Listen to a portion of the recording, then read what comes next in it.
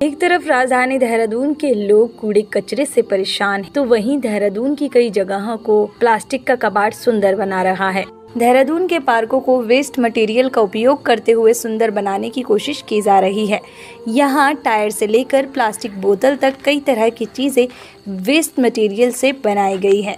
Smart city के साथ साथ मिलकर भी संस्थाएं ये काम कर रही हैं।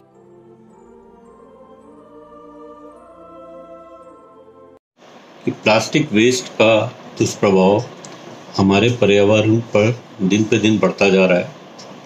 न केवल हिमालय, जमीन, जंगल, वन्य प्राणी, नदी, नाले, आकाशमंडल सब इससे बुरी तरह प्रभावित हैं।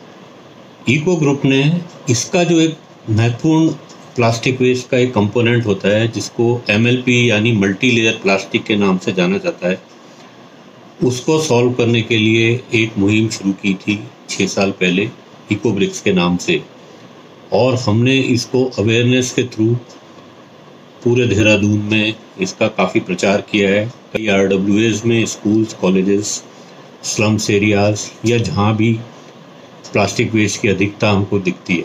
देहरादून में कई जगह देखे होंगे, गांधी पार्क, राजभवन, कई स्कूल्स हैं, कई RWAs में हमने इनको बनाया है।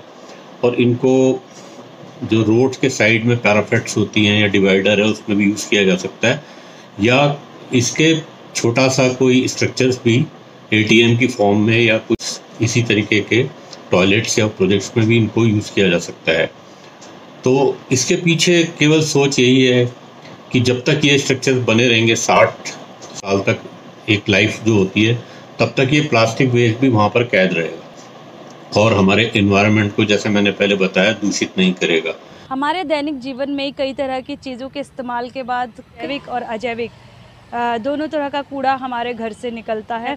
जो जैविक है वो कहीं ना कहीं जो है ख़त्म हो जाता है, मिट्टी में मिल जाता है, लेकिन जो अजैविक है जिनमें प्लास्टिक हो सकता है, कांच हो सकता है, इस तरह की चीज़ें जो है मिट्टी में नहीं मिल पाती है और इन अपशिष्टों का जो है निस्तारण नहीं हो पाता है।